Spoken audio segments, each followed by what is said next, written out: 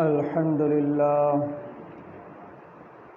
لله وكفى وسلام على عباده الذين اصطفى أما بعد فأعوذ بالله من الشيطان الرجيم بسم الله الرحمن الرحيم وادعوه مخلصين له الدين وقال تعالى ولله الأسماء الحسنى فادعوه بها عن أبي سعيد الخدري رضي الله تعالى عنه أن رسول الله صلى الله عليه وسلم قال أكثروا ذكر الله حتى يقولوا مجنون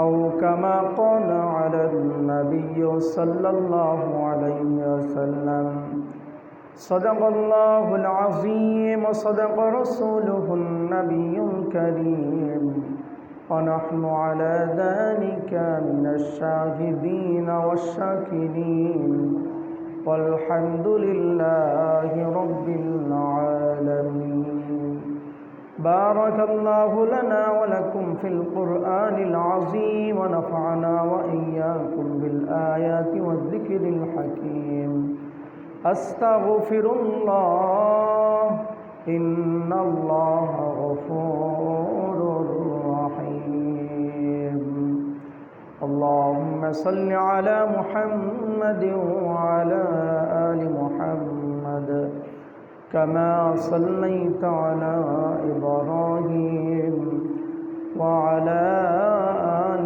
إبراهيم إنك حميد مجيد اللهم بارك على محمد وعلى آل محمد كما باركت على إبراهيم وعلى آل إبراهيم إنك حميد مجيد لا إله إلا الله لا إله إلا الله لا إله إلا الله لا إله إلا الله لا إله إلا الله لا إله إلا الله لا إله إلا الله لا إله إلا الله لا إله إلا الله لا إله إلا الله محمد رسول الله صلى الله عليه وسلم আলহামদুলিল্লাহ সুম্মা আলহামদুলিল্লাহ মহান রব্বুল আলামিন আমাদেরকে পবিত্র শুক্রবার জুমার নামাজ আদায়ের উদ্দেশ্যে মসজিদে সমবেত করেছেন। সাথে সাথে জুমার নামাজের পূর্বে কিছু কোরআন হাদিসের আলোকে কিছু কথা বলা এবং শোনার তৌফিক দান করেছেন। এই জন্য মহান রব্বে কারিমের দরবারে শুকরিয়া আদায় করি, বলি আলহামদুলিল্লাহ। আল্লাহ রাব্বুল আলামিনের শুকরিয়া আদায় প্রশংসা যে যত বেশি করবে তারই তত বেশি আল্লাহ তাআলা প্রশংসার আল্লাহ তাআলা তাকে তত বেশি প্রশংসার পাত্র বানাইয়া দিবেন। সুবহানাল্লাহ।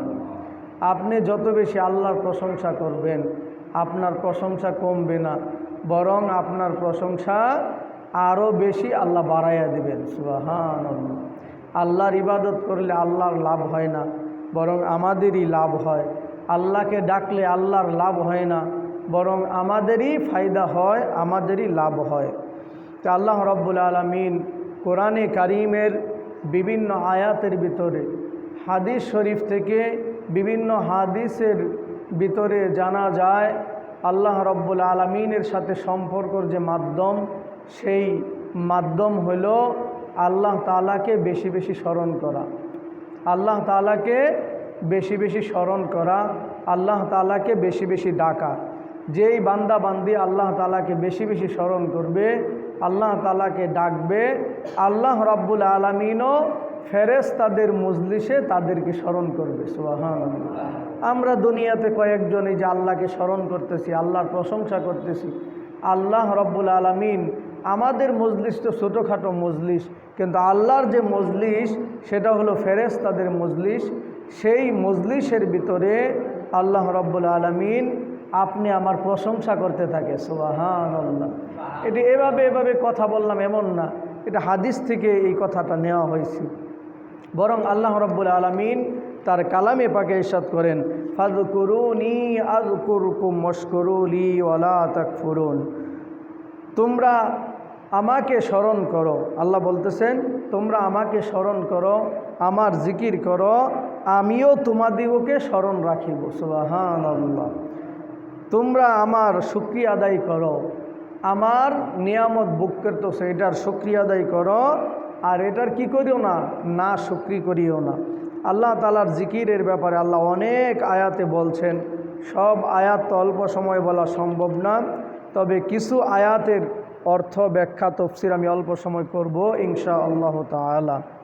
তা আল্লাহ রাব্বুল আলামিন বলেন, ওয়াদউহু মুখলিসিনা লাহুদ্দিন, যে আল্লাহর জন্য তোমাদের দিনকে খালেস রাখিয়া তাহাকে ডাকিতে থাকো। তো এখানে আল্লাহ রাব্বুল আলামিন সূরা আরাফের 3 নম্বর রুকুতে আল্লাহ তাআলা বলেন, ওয়াদউহু মুখলিসিনা লাহুদ্দিন, আল্লাহর জন্য তোমাদের দিনকে খালেস করিয়া, খালেস রাখিয়া তোমরা তাহাকে ডাকিতে থাকো, অর্থাৎ আল্লাহ তাআলাকে ডাকো। অন্য আয়াতের ভিতরে ইরশাদ আছে, আল্লাহ রাসূল জিকিরের জন্য এমন বলছেন জিকির করার জন্য, যে জিকিরের চাইতে বড় যেন কোনো আমল নাই। এই জিকিরের কথা আল্লাহ রাসূল এমন বলছেন, সাহাবীরা বলতেছেন যে এমন জিকিরের কথা বলছেন, এত বেশি জিকিরের ফাজায়েল লাভ ফায়দা বলছেন, যে জিকিরের চাইতে বড় যেন আর কোনো আমল নাই। এই কথা সাহাবায়ে কেরাম যখন আল্লাহ রাসূলের কাছে শুনছেন তখন এই কথাগুলো বর্ণনা করছেন। তো যাই হোক, আমরা অনেক সময় দুনিয়ার পেরেশানিতে, ঝামেলায়, সমস্যার কারণে, আপদ বিপদের কারণে আল্লাহকে ভুলে থাকি। এই জন্য আল্লাহ রাব্বুল আলামিন অন্য এক সূরার আয়াতের মধ্যে বলেন, ওয়াযকুর রাব্বাকা ইযা নাসিত। আল্লাহ রাব্বুল আলামিন বলেন, আর যখন ভুলিয়া যাও, অর্থাৎ তোমার আল্লাহকে ভুলিয়া যাও, আল্লাহকে তোমার স্মরণ থেকে গাফেল করে ফেলো, আল্লাহ যখন তোমার দিলে না থাকবে, দুনিয়ার ব্যস্ততার কারণে, কাজকর্মের কারণে, সমস্যার কারণে তুমি আবার কি করো, আল্লাহ রাব্বুল আলামিনকে স্মরণ করিতে থাকো। সুবহানাল্লাহ। এই জন্য বলে, দুনিয়ার যত ব্যস্ততা থাকুক না কেন, যেহেতু আমার জীবন, আমার সময়, আমার হায়াত, আমার জিন্দিগি একমাত্র আল্লাহর জন্য কোরবানি করা হয়েছে। আল্লাহ কোরআনে বলে দিয়েছেন, ইন্না সলাতি ওয়া নুসুকি ওয়া মাহইয়ায়া ওয়া মামাতি লিল্লাহি রাব্বিল আলামিন। আল্লাহ বলেন, হে বান্দা, তোমার নামাজ, তোমার হায়াত, তোমার জিন্দিগি, তোমার জীবন, তোমার মৃত্যু, তোমার এই হায়াতের সময়টা, এটা শুধু একমাত্র লিল্লাহি রাব্বিল আলামিন, সারা দুনিয়ার জগৎ যিনি সৃষ্টি করেছেন, সারা পৃথিবী যিনি সৃষ্টি করেছেন, ওই মালিকের জন্য তোমার এই সমস্ত জিন্দিগির অবস্থান, তোমার এই জিন্দিগির সমস্ত আয়োজন একমাত্র আমি আল্লাহ রব্বুল আলামিনের জন্য। কেমন জানি আল্লাহ বান্দাবান্দিকে বুঝাইতে চাইতেছেন, ও বান্দাবান্দি, দুনিয়ার এই জীবনের হায়াতটা যে তোমাকে আমি দিলাম, এটা তো আমার জন্য দিলাম, আমার ইবাদতের জন্য দিলাম। আমাকে স্মরণ করার জন্য দিলাম। ওয়ামা খালাকুতুল জিন্না ওয়াল ইনসা ইল্লা লিয়াবুদুন। আল্লাহ রাব্বুল আলামিন বলেন, ওয়ামা খালাকুতুল জিন্না ওয়াল ইনসা ইল্লা লিয়াবুদুন, আমি মানব জাতি এবং জিন জাতিকে সৃষ্টি করি নাই, কিন্তু সৃষ্টি করেছি একমাত্র আমি আল্লাহ রব্বুল আলামিনকে, এবার আল্লাহ রব্বুল আলামিনের ইবাদত করার জন্য, আল্লাহ রব্বুল আলামিনকে স্মরণের জন্য আমি তাদেরকে পাঠাইছি, বানাইছি। এই জন্য আল্লাহ রব্বুল আলামিন বলেন, হে আমার বান্দা বান্দি, যতই ঝামেলায় থাকো না কেন, যতই পেরেশানিতে থাকো না কেন, যতই সমস্যার সম্মুখীন হও না কেন, তোমরা আমাকে ডাকতে থাকো এবং খালেসভাবে দিলকে খালেস করিয়া সঠিক নিয়মে, সঠিক সময়ে, সঠিক পদ্ধতিতে আমি আল্লাহকে ডাকিতে থাকো। আমি আল্লাহ রব্বুল আলামিন তোমাদের সমস্ত পেরেশানি দূর করে দেব। সুবহানাল্লাহ। এই জন্য আল্লাহ রব্বুল আলামিন বলেন, ওয়াযকুর রাব্বাকা ইযা নাসিত, যখন আমি আল্লাহকে ভুলিয়া যাবে তখন আপন আল্লাহকে আবার স্মরণ করিতে থাকো।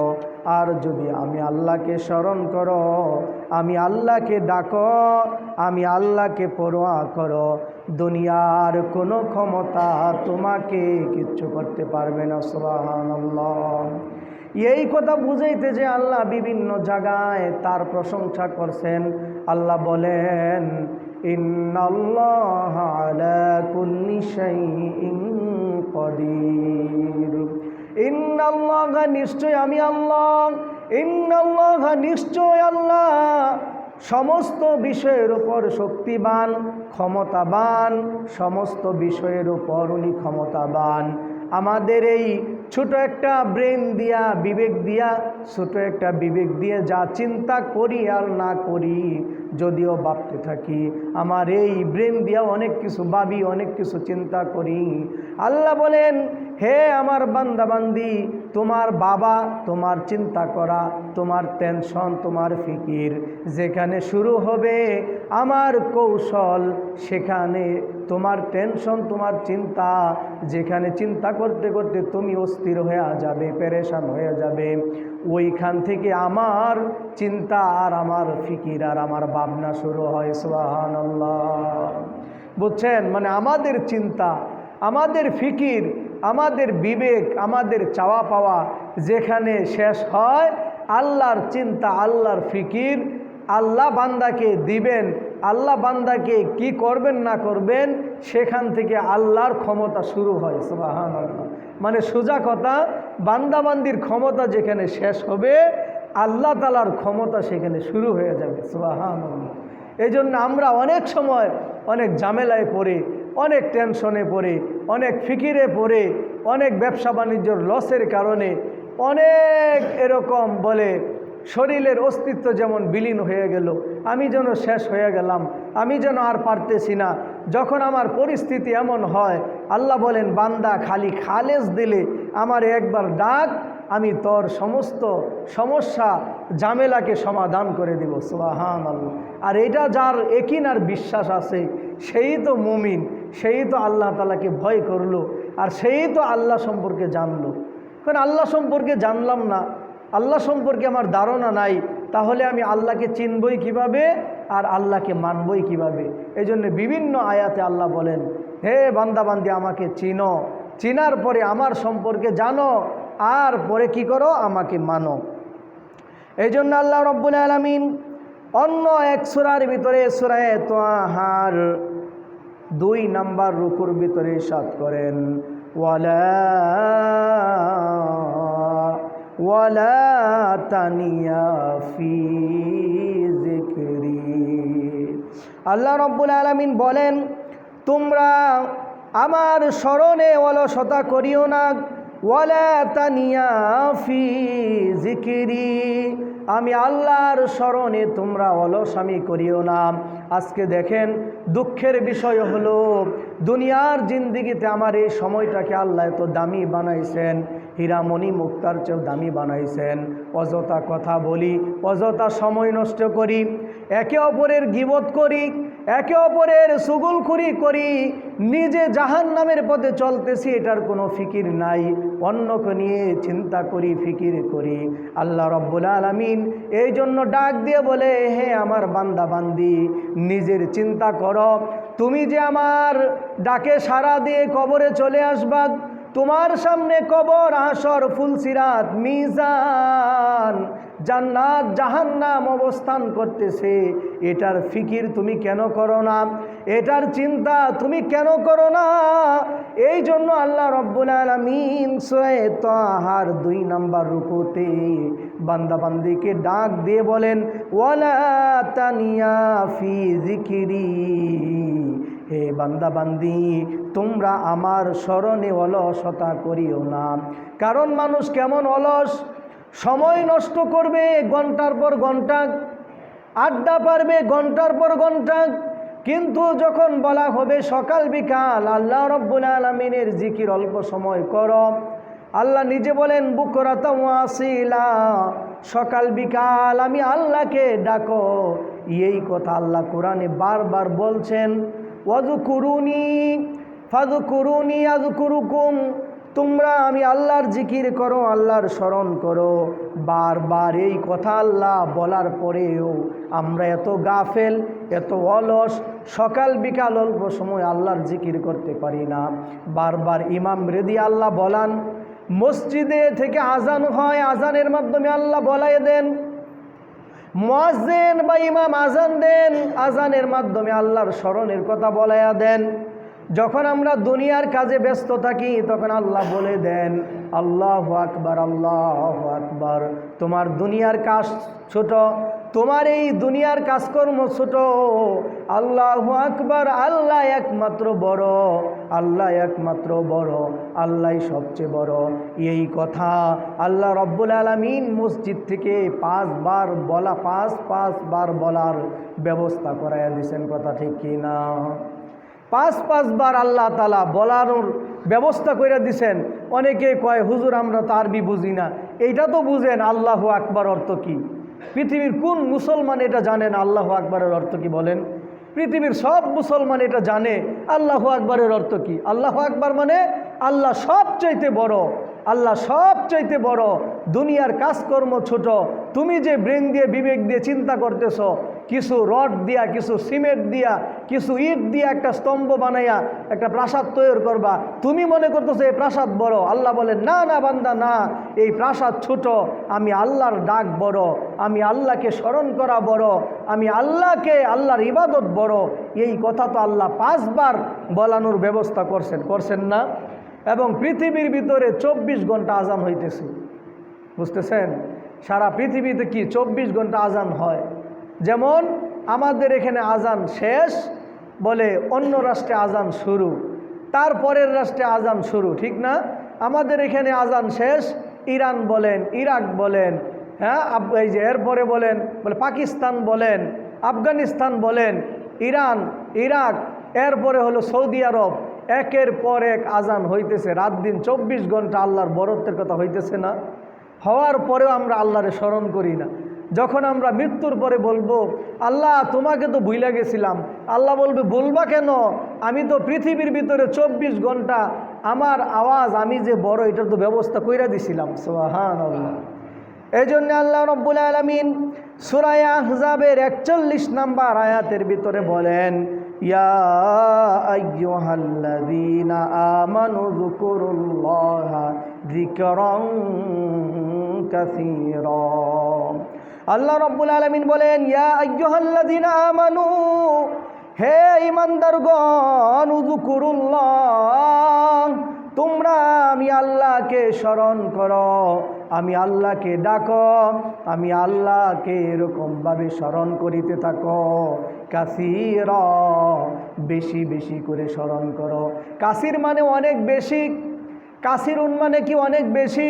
আমি আল্লাহকে অনেক বেশি বেশি স্মরণ করিতে থাকো, অনেক বেশি বেশি ডাকো, অর্থাৎ জীবনের প্রতিটা মুহূর্তে, জীবনের ক্ষণে ক্ষণে তোমরা আমি আল্লাহ রব্বুল আলামিনকে ডাকিতে থাকো। সুবহানাল্লাহ। আন আবি সাঈদিনিল খুদরি রাদিয়াল্লাহু তাআলা আনহু আন্না রাসূলুল্লাহি সাল্লাল্লাহু আলাইহি ওয়াসাল্লাম قال আকসিরু যিকরাল্লাহ হাত্তা ইয়াকুলু মাজনুন। হযরত আবি সাঈদ খুদরি রাদিয়াল্লাহু তাআলা আনহু একজন জামি সাহাবী, যেই সাহাবীর হাদিস সিহা সিত্তার কিতাবে অনেক বেশি আসছে, অনেক জলিল কদর সাহাবী, দামি সাহাবী। ওই সাহাবীর থেকে হাদিসটি বর্ণিত আছে। হাদিসে উনি ইরশাদ করেন, আল্লাহ রসুল সাল্লাল্লাহু আলাইহি সাল্লাম বলেছেন, আল্লাহর জিকির এত বেশি বেশি পরিমাণে করিতে থাকো যেন লোকেরা মানুষে তোমাদেরকে পাগল বলে। কি বলছেন হাদিসে? আল্লাহর জিকির এত বেশি পরিমাণে করিতে থাকো, আল্লাহর স্মরণ এত বেশি পরিমাণে করিতে থাকো, আল্লাহর কথা, আল্লাহর বরত্বের কথা, আল্লাহর মহত্বের কথা এত বেশি পরিমাণে করিতে থাকো যাতে তোমাদেরকে মাজনুন বলে, মানুষ তোমাদেরকে পাগল বলতে থাকে। সুবহানাল্লাহ। আচ্ছা, মানুষ পাগল কখন বলবে?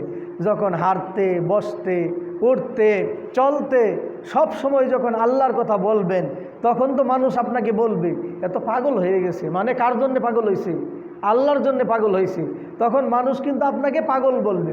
এই জন্য ইমাম গাজ্জালী রহমাতুল্লাহি আলাইহি, যার কিতাব কাফেররাও পড়ে সারা পৃথিবীর বড় বড় ইউনিভার্সিটিতে, উনি যখন ওনার এই দর্শন শাস্ত্র বইগুলো আছে, কিতাবগুলো আছে, এটারে ইংলিশ করিয়া বিভিন্ন রাষ্ট্রের ভাষায় পড়ে ইমাম গাজ্জালী রহমাতুল্লাহি আলাইহি, উনি বলেন, আমাদের জামানায় যদি সাহাবায়ে কেরাম আসতেন বা থাকতেন, আমাদেরকে দেখতেন, সাহাবায়ে কেরাম আমাদেরকে মুনাফেক বলতেন, আর আমরা সাহাবায়ে কেরামদেরকে পাগল বলতাম। আমরা বলতাম এই মানুষগুলো এমন কেন? সকালবেলার খানার কথা ভুলে গেছে, দুপুরের খানার কথা ভুলে গেছে, রাত্রের খানার কথা ভুলে গেছে। কেন ভুলে গেছে? বলে আল্লাহ যে বলছেন আমার স্মরণ বেশি বেশি করো। নামাজ পড়তে পড়তে খানার কথা মনে নাই, চাষতের নামাজ পড়বে নাস্তা খাওয়ার কথা মনে নাই, ইশরাকের নামাজ পড়বে সকালের চা খাওয়ার কথা মনে নাই। বলে জোহরের নামাজের টাইম হয়ে গেছে, নামাজ যেন লেট না হয়, আজানের সময় যেন দুনিয়াবি কাজ করতে না হয়, এই জন্য আজানের আগে দৌড়াইয়া মসজিদে চলে আসছে। তারপরে আবার এরকম নামাজের পরে জিকির আছে, আমল আছে, আল্লাহর বিভিন্ন নাম আছে, এই নামগুলো জপতে জপতে আসরের সময় হয়ে গেছে, খাওয়ার টাইম পায় নাই। সাহাবায়ে কেরামদের অবস্থা কিন্তু এমনই চলছে। তাহলে আমরা সাহাবায়ে কেরামদেরকে যদি পাইতাম, এত বেশি আবাদত করতেন, এত বেশি আল্লাহর জিকির করতেন, যেই জিকিরের কারণে, যে ইবাদতের কারণে আমরা বলতে থাকতাম এরা দেখা যায় পাগল হয়ে গেছে, এরা দুনিয়ার খানা বুঝে না, দুনিয়ার সম্পদ বুঝে না, ঘর বাড়ি বুঝে না, খালি আল্লাহর কথা বলতে থাকে। আসলেও তো আল্লাহ আল্লাহ করতে সাহাবায়ে কেরাম পাগল হয়ে গেছে। আমাদের জামানায় তারা আসলে আমরা এটাই মনে করতাম। কিন্তু ইমাম গাজ্জালী রহমাতুল্লাহ আলাইহি বলেন, আর যদি এই জামানায় সাহাবায়ে কেরাম আসতো, আমাদেরকে দেখতো, আজান হয়ে গেছে মসজিদে আসি না, আজান হয়ে গেছে নামাজ পড়ি না, আজান হয়ে গেছে দুনিয়ার কাজ নিয়ে ব্যস্ত আছি, এরপরে আবার ফজরের নামাজ ঘুমের কারণে নষ্ট হয়ে গেল, জোহরের নামাজ কাজের কারণে নষ্ট হয়ে গেল, জোহরের নামাজের নষ্ট হয়ে যাওয়ার পর পেট ভরে ভাত খাইলাম, ভালো ভালো খানা খাইলাম, গুস্ত দিয়ে খানা খাইলাম, পেট ভরে ভাত খাওয়ার কারণে শরীরে দুর্বলতা আসলো, দুর্বলতার কারণে আবার আসরের সময় শরীরের ভিতরে অলসতার কারণে আসর পড়তে পারলাম না। এই কারণগুলোর কারণে আবার মাগরিবের পূর্বে একটু ঘুরতে গেলাম, ঘুরতে যাওয়ার কারণে মাগরিবের নামাজ কাজা করিয়া দিলাম। যখন সাহাবায়ে কেরাম এরকম অবস্থা দেখতো, তখন সাহাবায়ে কেরাম বলতো, আর যখন দেখতো সব সময় আলোচনা, সব সময় গপগুজারি, সব সময় গীবত, সব সময় অন্যের নিয়ে সমালোচনা করি, সব সময় খারাপ কথা বলি, মানুষকে কুবুদ্ধি দেই, এরপরে সব সময় গালমন্দ করি। এমন অবস্থা যখন সাহাবায়ে কেরাম আমাদের এই হালতগুলো দেখতেন, তখন সাহাবায়ে কেরাম বলতেন, নিশ্চয়ই এরা মুখে যদিও বলে আমরা মুসলমান, আসলেও তো এরা মুনাফিক। নাউজুবিল্লাহ বলেন। যদি সাহাবায়ে কেরাম আমাদের জামানার এই অবস্থাগুলো দেখতো, তখন সাহাবায়ে কেরাম বলতো, এরা তো মুখে বলতেছে মুসলমান, মুসলমানিত্বের কোনো কাজ নাই, পর্দা নাই, নামাজ নাই, রোজা নাই, সকাল বিকাল আল্লাহর জিকির নাই, আর এরা কয় এরা মুসলমান। তোরা তো মুসলমান না, তোরা তো মিথ্যাবাদী, তোরা তো মুনাফেক। সাহাবায়ে কেরাম এই সাক্ষ্য এই জামানায় দিত। এই কথাগুলো আমার না, পৃথিবীতে সবচেয়ে বড় যিনি দার্শন বলে শাস্ত্র যিনি লিখছেন, ইমাম গাজালি রহমাতুল্লাহ আলাই, এই কথাগুলো তো ইমাম গাজালির কথা আমি বলতেছি আপনাদেরকে। এই জন্য ভাই, মুনাফেকির খাতায় যেন নাম না লাগাইতে হয়। এখনও পরিবর্তন হয়ে যায়, এখনও সময় আছে, এখনও আমি নিজেকে নিয়ে চিন্তা করি। মান আরাফা নফসাহু, আমাকে নিয়ে আমি যেন ফিকির করতে পারি, আমাকে নিয়ে যেন আমি চিন্তা করতে পারি, আমার জিন্দিগির সময়টাকে কি করা দরকার ছিল, আমার কি করা দরকার ছিল, আর আমি কি করতেছি, কোথায় অবস্থান করার দরকার ছিল, কোথায় অবস্থান করতেছি, কিভাবে আল্লাহকে সন্তুষ্ট করার দরকার ছিল, কিভাবে শয়তানকে খুশি করতেছি। আপনি যে আজকে ফজরের নামাজ পড়লেন না, আল্লাহরে তো নারাজি করলেন, শয়তানকে তো খুশি করলেন। এই চিন্তায় তো আপনার পেরেশানি হয়ে যাওয়া উচিত ছিল। আজকে সকালে কেন আপনি জিকির করলেন না, কেন ইস্তেগফার করলেন না? আপনার কি গুনাহ নাই? অবশ্যই আছে। কেন করলেন না? শয়তানের অনুসরণ করতেছেন, শয়তান আপনাকে সব ভুলাইয়া দিতেছে।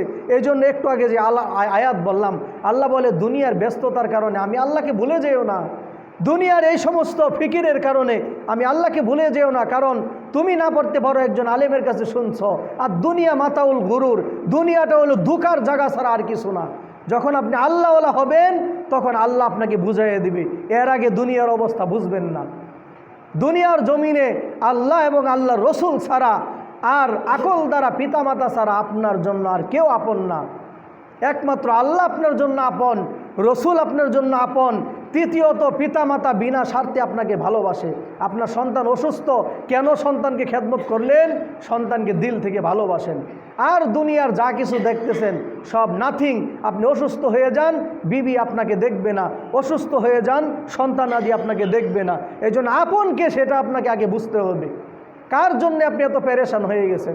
আমি তো মাঝে মাঝে উদাহরণ দিয়ে বলি আপনাদেরকে। বিবি সাহেব বলছে, দৌড় পড়ে আজানের সময় বাজারে গেলেন। ভাই কই থেকে আইলেন? বাজার থেকে। নামাজটা পড়ে যান না, একটু কাজ আছে। কাজ আছে, বিবির কথা মানলেন, জিনিস কিনে নিয়ে আসলেন 50 টাকার 100 টাকার। আল্লাহ যে হুকুম করলেন, নামাজটা পড়লেন না।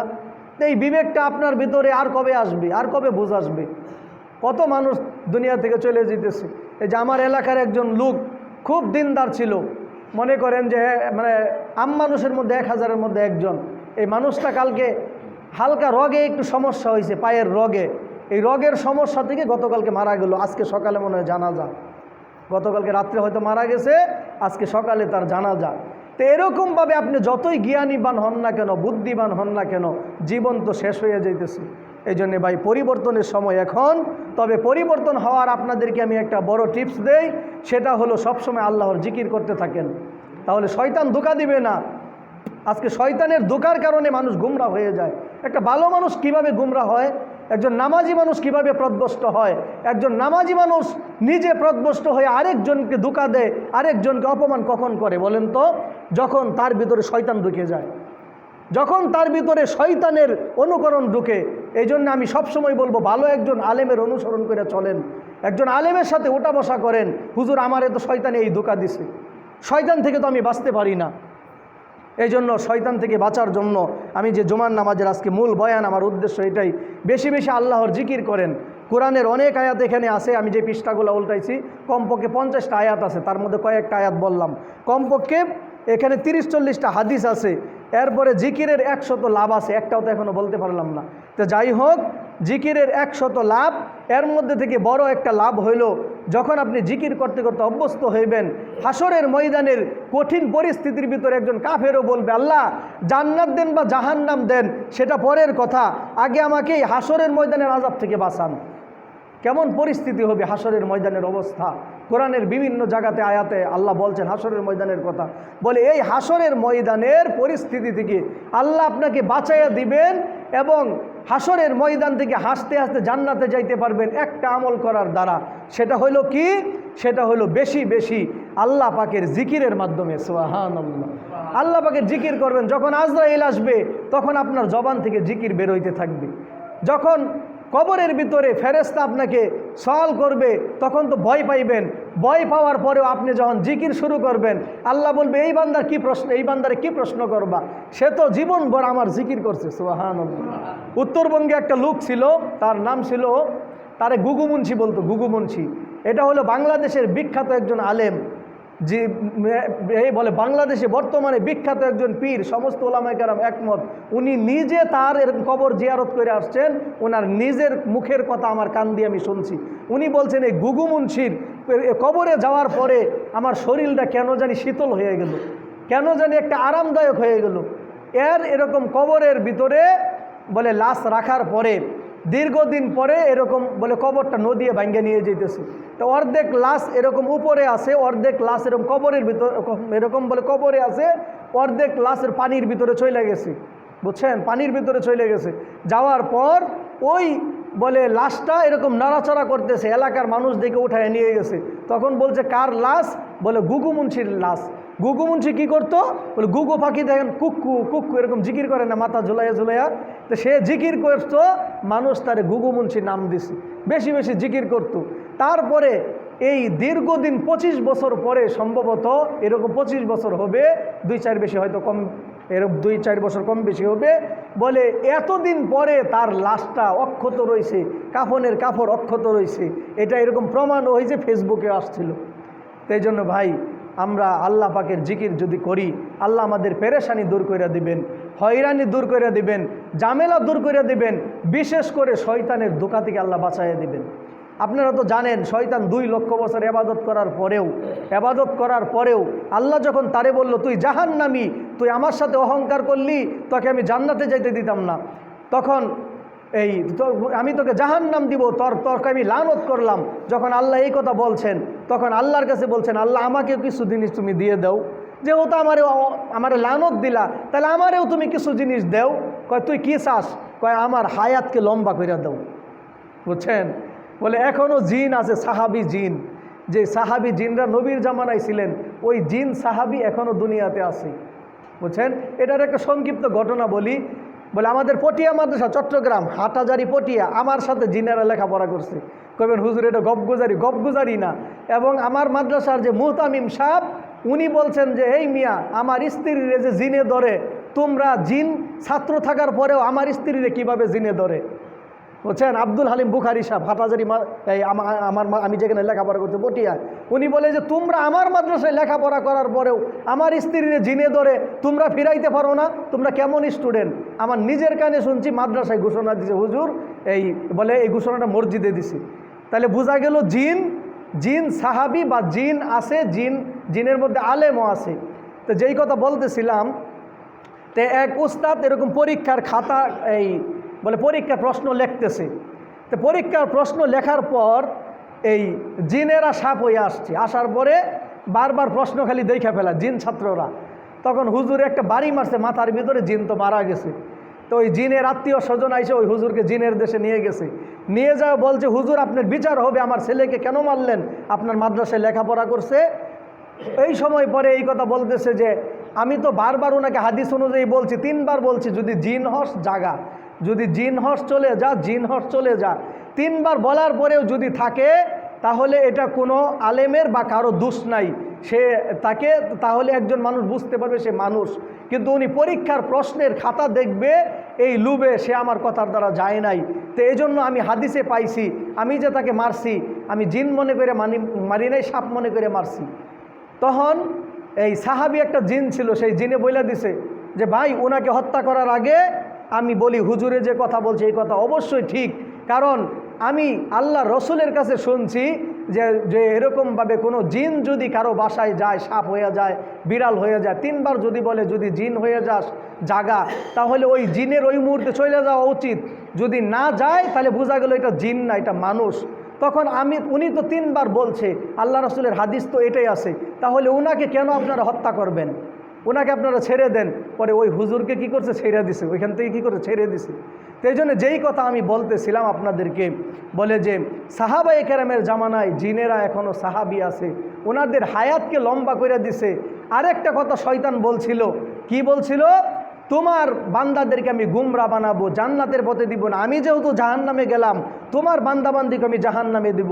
আল্লাহ তখন বড় আশা নিয়ে এবং গর্বের সাথে বলছিল, যারা মুমিন বান্দা হবে তাদেরকে তুমি গুমরা বানাইতে পারবা না, তাদেরকে তুমি ধোঁকা দিতে পারবা না।